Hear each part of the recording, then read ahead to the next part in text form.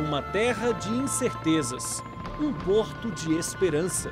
Foi assim, de forma contraditória, que o Brasil se mostrou para os imigrantes alemães que chegaram a Santa Catarina em busca de um novo mundo.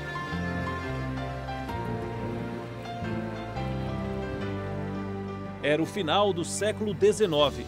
A Alemanha havia sido unificada sob a hegemonia da Prússia. Havia uma crise econômica e política no país europeu. Os colonos alemães chegaram ao sul do Brasil e se dedicaram ao cultivo da terra. Os alemães se dedicaram à agricultura, influenciaram os costumes da região e também foram decisivos para o início da história adventista em solo brasileiro.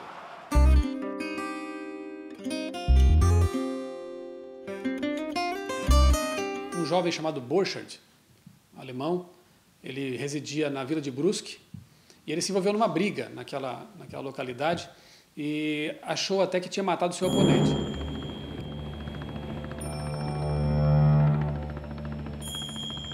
Quando chegou no Porto Itajaí, ele embarcou no navio, e clandestinamente, né? E a certa altura da viagem, possivelmente numa escala, talvez na Inglaterra, ele acabou conhecendo dois missionários adventistas que fizeram a ele a pergunta, que perguntaram para ele se ele conhecia alguém no Brasil que teria interesse em receber literatura religiosa, literatura adventista. Então o Borchardt forneceu o endereço do seu padrasto, Carlos Drefke, que morava em Brusque. Depois de alguns dias, algumas semanas, chegou ao Porto Itajaí um pacote com revistas com selo de Battle Creek.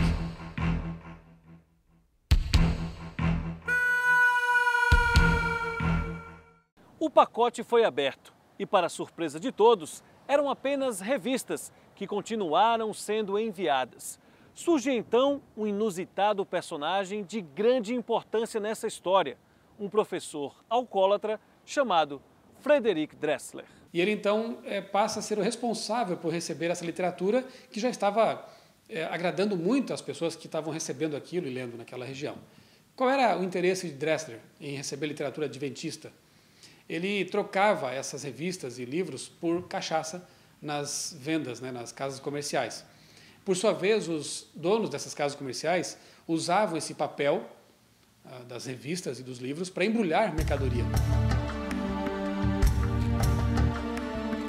Então veja que interessante, as pessoas iam até a venda, até a casa comercial, para comprar, por exemplo, tempero ou sabão e levavam para casa, juntamente com o sabão, a mensagem adventista.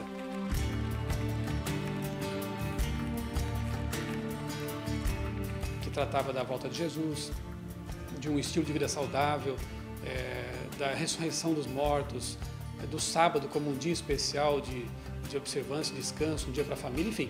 A mensagem adventista estava sendo levada de forma especial, providencial, embrulhando mercadorias.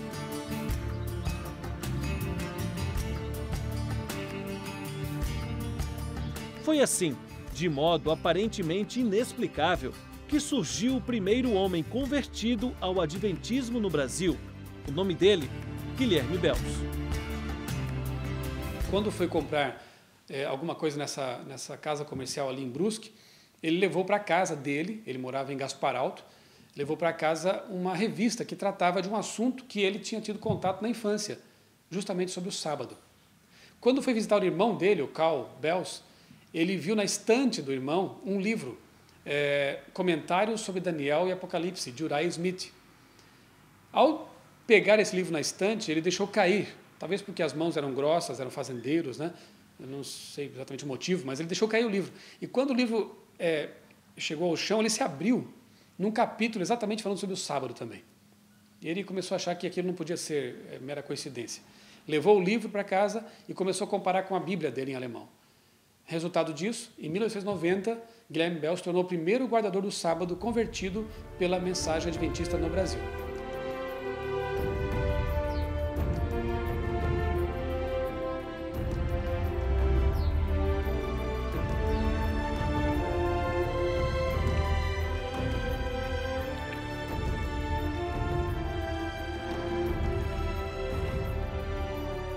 Guilherme Bels e sua família formariam um embrião do movimento adventista no Brasil.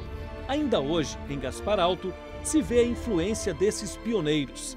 É o caso desta mulher. Seu nome é Esther Schirmer. Ela é neta de Guilherme Bels. Quando começou a igreja aqui, o povo tinha um grande fervor. Eles iam para a igreja sábado de manhã, um convidava o outro, e os homens iam na frente com o chapéu na cabeça, bengala na mão, e iam com todo entusiasmo. Um chamava o outro, espera que eu vou também. As mulheres vinham atrás com os filhos. Era um grande entusiasmo.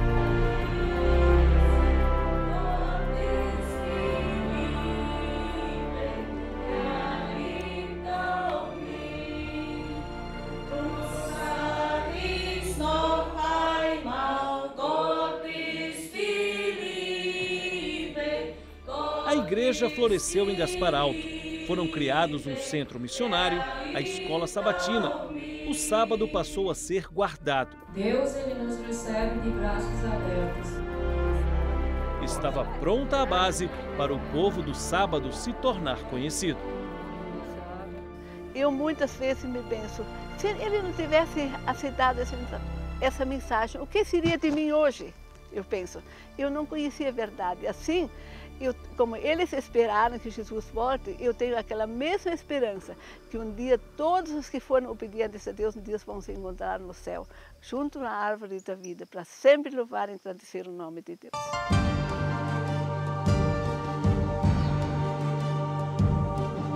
O primeiro passo foi dado. A igreja se estabeleceu com a ajuda de missionários europeus e americanos.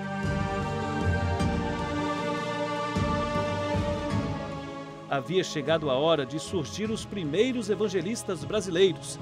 Seriam eles que levariam essa mensagem para todos os lugares do país, como o Nordeste. A implantação da Igreja Adventista do Sétimo Dia no Nordeste é fruto da integração do trabalho de missionários que foram do sul do Brasil para aquela região e também de elementos autóctones, ou seja, homens e talvez mulheres da região.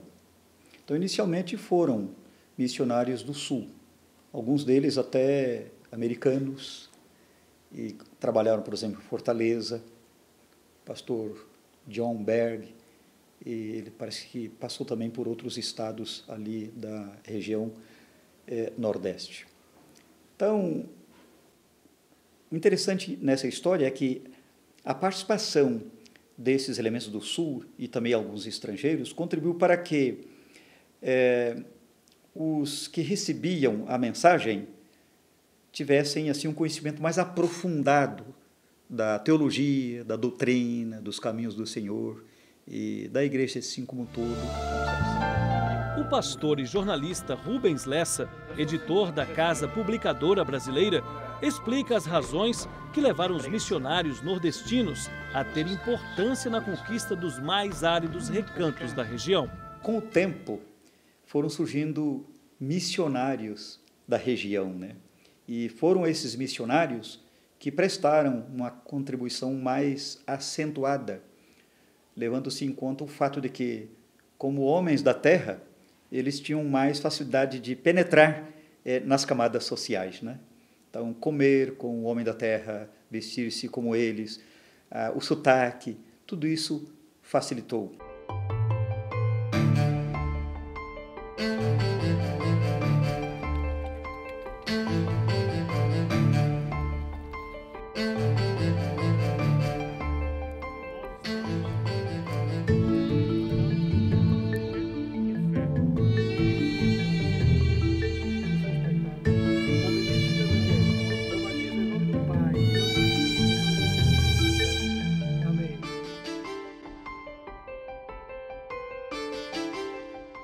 Todo esse esforço, dedicação e sacrifício foram experimentados por muitos missionários no Nordeste ao longo de mais de 100 anos. Algumas histórias são mesmo inspiradoras. São testemunhos de fé e coragem que você vai conhecer agora.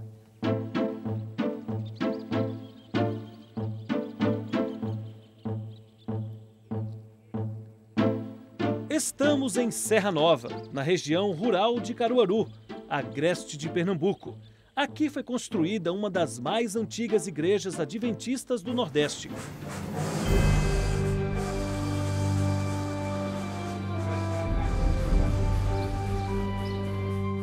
Mais de 100 anos atrás, um homem decidiu trazer para as pessoas da região a mensagem de Jesus. Deus que enviou esse homem, que ele ia para o sítio Rafael, então a providência divina, quem foi que desviou ele para passar por aqui, porque esse não, o roteiro dele não é esse. Ele tinha que ir para Caruaru, e de Caruaru a Rafael é em torno de uns 6 quilômetros, e ele passando por aqui, saindo de Gonçalves Ferreira, na época tinha uma estação de trem lá, ele descia lá, subindo aqui a serra, descia aqui novamente, para ir para o Rafael, ele ia fazer um percurso aí em torno de uns 20 a 22 quilômetros. Deus tinha um plano para evangelizar, para trazer a mensagem aqui nessa região. Teve de superar o ódio de pessoas que chegaram até a planejar o seu assassinato. O pessoal aqui nessa região aqui era muito idolatra, tinha oratório, essas coisas assim, adorava ídolos. E ele sempre, na palavra de Deus, ele explicando, ele explicou a razão porque não deve se adorar a imagem e tal. A família Rufino, que era uma família mais antiga daqui da região, um deles disse, olha, ele falou sobre os santos da gente, então nós vamos pegar ele, vamos matar ele e ir lá dentro da mata, joga lá e ninguém sabe, pronto, acabou. Mas dois disse, olha, se esse homem for um homem de Deus realmente, que ele está dizendo, e se nós fazer isso com ele, matar ele, isso vai custar um preço alto para nós. Como é que vai ser para a nossa vida? Dos outros dois, falou, como nós combinamos, então nós vamos. Sigilo, não conta para ninguém, nós vamos pegar ele lá embaixo.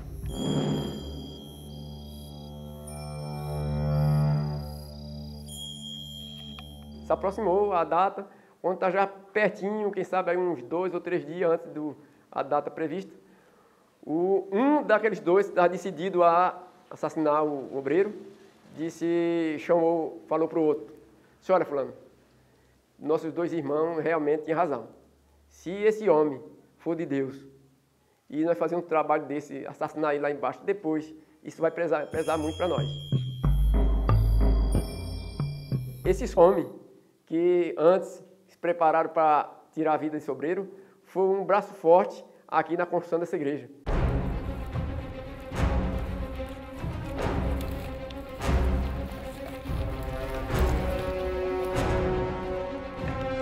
Os perigos não eram poucos para quem se aventurasse a apresentar uma nova doutrina.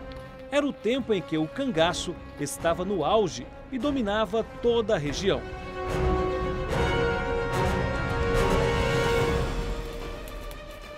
O curioso é que o maior líder do cangaço, Lampião, teve contato com a mensagem adventista.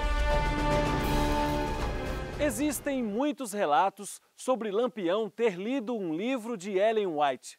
Um deles foi escrito pelo pesquisador Antônio Vilela, autor deste livro, que ele escreveu depois de fazer uma pesquisa intensa sobre o assunto. Segundo o historiador, Lampião entrou com parte do seu bando em uma bodega, de propriedade de um homem chamado Jackson. Quando Lampião chegou, o comerciante estava dedicado na leitura do livro A Vida de Jesus, escrito por Ellen White. O rei do cangaço colocou a mão sobre o balcão. Em questão de minutos, o livro A Vida de Jesus foi oferecido pelo comerciante. Não demorou muito para Lampião sair da venda com o seu bando. Aquele livro passou a acompanhar o rei do cangaço onde quer que ele fosse. É curioso que um livro como aquele estivesse em lugares de acesso tão difícil como o sertão da década de 30. Como chegou até ali? A hipótese mais provável é que aquele livro tenha sido vendido por Luiz Caleb Rodrigues, um nome fundamental na história da Igreja Adventista no Nordeste. Caleb, na minha opinião, foi o missionário lá do Nordeste, né? O missionário mor lá do Nordeste, né? Porque ele imprimiu, assim, uma sistemática interessante.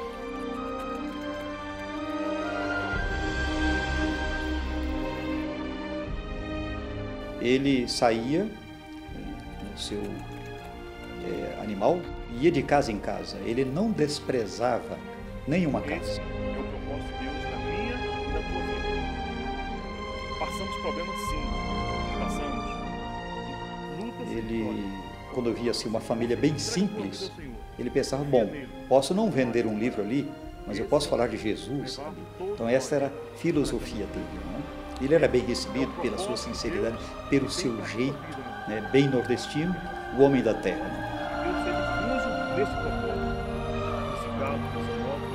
Ele começou o trabalho dele de venda de livros, ou da colportagem, né, em 1915, exatamente quando o nosso primeiro colégio adventista no Brasil foi fundado, aqui no Capão Redondo, o antigo Colégio Adventista Brasileiro. Caleb morreu em 1960, deixando um legado poderoso de pioneirismo no Nordeste. Foram centenas de pessoas batizadas na Igreja Adventista graças ao empenho desse homem em conquistar novos territórios. Ele ajudava as igrejas do jeito que podia, inclusive deixando presentes como este, um púlpito feito por ele em 1944.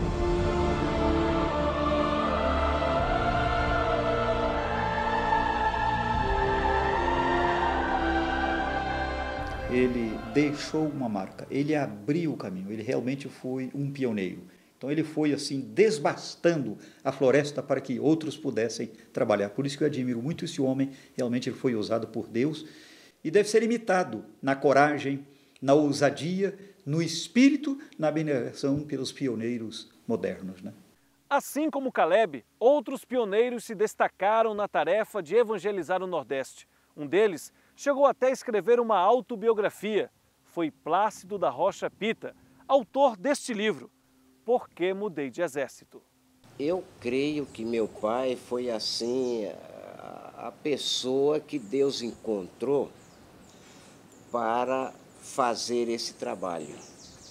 Porque tudo que ele passou, a maneira aguerrida, dedicada, e o amor que ele manifestava para não só com Deus, mas para com a obra, era impressionante. Ele viajava com 2 animais. Um levava ele montado e o outro levava toda a bagagem que correspondia em roupas, livros, literatura em geral, bíblias, especialmente, e também a alimentação necessária, porque muitas vezes no percurso era necessário dormir no meio do mato, no meio da mata.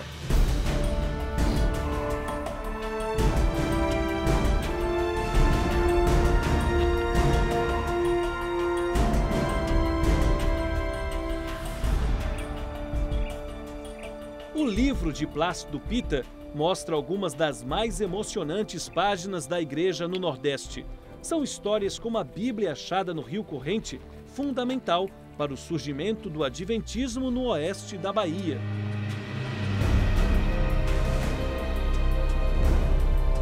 Em Santa Maria da Vitória, por volta de 1908, foram vendidas algumas Bíblias.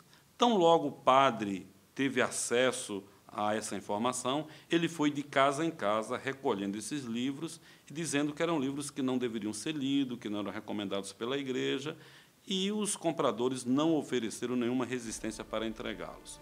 Ele, então, pega esses livros e joga eles no Rio Corrente.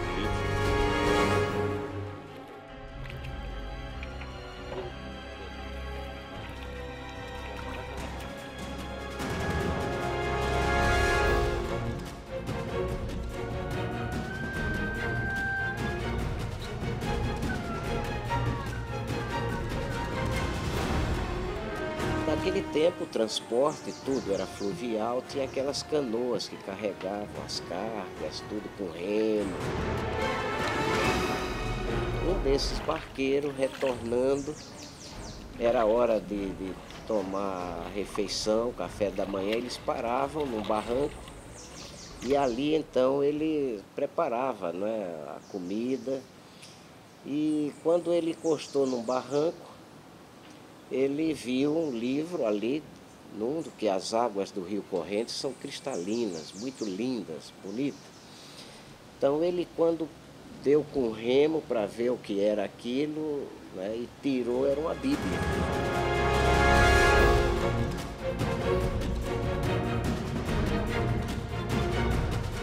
O relato diz que a pá do remo tocou exatamente na parte do livro de Êxodo. Ele não conhecia a Bíblia, provavelmente nem sabia ler naqueles dias, mas ele tem a curiosidade de levar o livro. E ele oferece esse livro a Joaquim de Macedo, um senhor da comunidade lá de Porto Novo do Corrente. E essa Bíblia foi depois apresentada e ela serviu de base para que as pessoas vissem ali, especialmente, a guarda do sábado, o mandamento. Agora a nova fé é partilhada, um ponto em Santana, na sede do município, e o outro em Porto Novo do Corrente, como resultado dessas Bíblias que foram lançadas no Rio Corrente, lá no município de Santa Maria da Vitória. Assim como aconteceu com o pastor Pita, a vida de outros personagens indicava o quanto Deus estava conduzindo o progresso de sua igreja no Nordeste. É o caso de um homem chamado Pedro Fiscal, uma história repleta de momentos surpreendentes. No episódio de Santana, o padre, na tentativa de conter o surgimento de uma nova maneira de ver o Evangelho, ele linkou o surgimento dos guardadores do sábado com um desses grupos de revoltosos que, no início do século, no oeste da Bahia, aí na região da Chapada Diamantina, eram muito comuns. Então, nós temos histórias por ali que, naquelas cidades próximas ao Rio São Francisco, houveram batalhas desses confrontos de política e dessas coisas, de ficar estendido ao chão após uma batalha 200 corpos. O vigário ficou, né, preocupado e revoltado com aquilo que estava acontecendo e levou para a autoridade, né, que estava tendo uma revolução, havia um revolucionário, né, que aquilo era perigoso. Né? Então o prefeito ficou tão preocupado que escreveu ao governador pedindo um reforço policial, e o governador atendeu.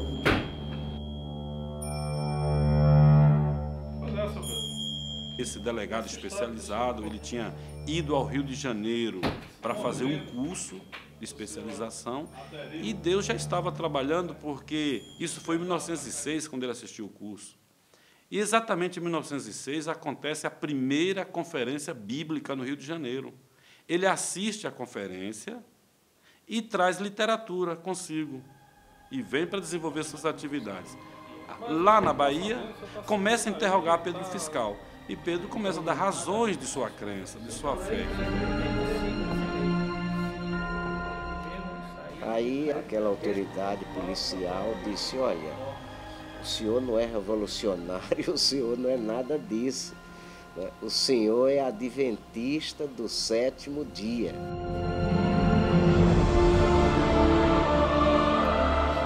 E ele então oferece literatura, inclusive o endereço da igreja no Rio. Pedro então escreve de Santana para o Rio de Janeiro, solicitando a presença de um pastor, solicitando literatura, e essa literatura só vem chegar próximo do ano de 18.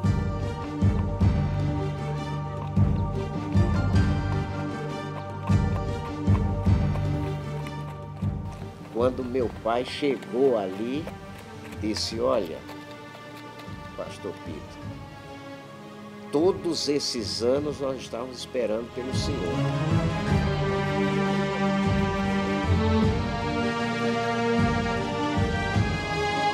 E lá ele faz o primeiro batismo, batizando Pedro Fiscal e muitos outros guardadores do sábado na cidade de Santana. E assim, através dele, né, do irmão Pedro Fiscal, a bandeira do Evangelho se firmou ali.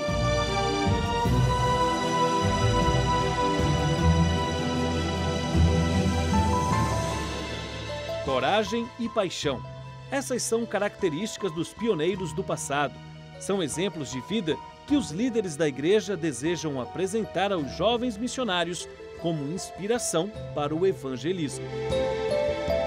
Os pioneiros deram a sua vida por essa causa e a grande importância deles foi fazer o que ninguém na época acreditava que era possível. Eles doaram a vida, doaram o tempo, doaram a família, acreditando em algo que parecia impossível. E foi porque eles acreditaram e abriram as primeiras portas que a igreja veio depois com todos os seus programas, com todas as suas facilidades, seguindo o caminho que eles trilharam. Hoje eles nos deixam um exemplo de dedicação, de garra, de confiança em Deus, de ousar aquilo que parece impossível. Então a contribuição deles foi muito importante na época em que viveram e chega a cada um de nós até o dia de hoje.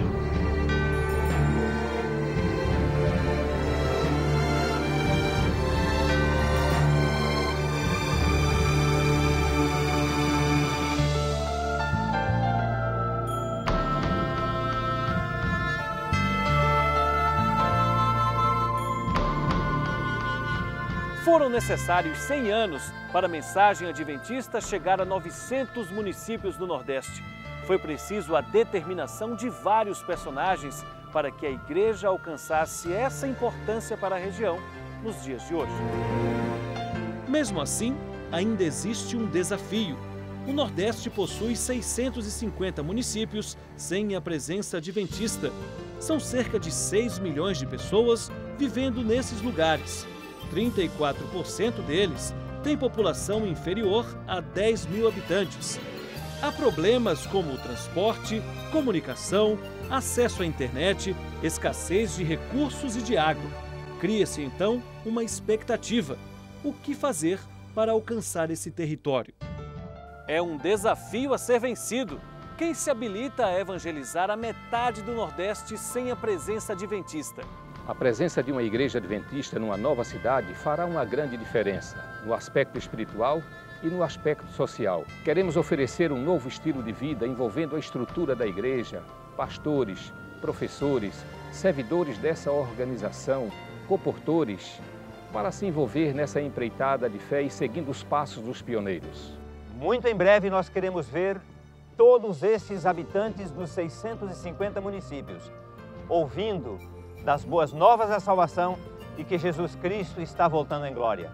Se junte a nós, participe, não fique de fora desta emoção. O Nordeste, de região com mais desafios de missão global, pode ser uma das melhores regiões no alcance da pregação do Evangelho. Eu só quero desafiar você, põe o seu coração nessa campanha, doe um pouquinho de você, doe um pouquinho do seu tempo, doe um pouquinho da sua vida, faça a diferença. Se você acreditar, se você orar, se você participar, o que é sonho vai ser realidade. O poder do Espírito Santo está à disposição.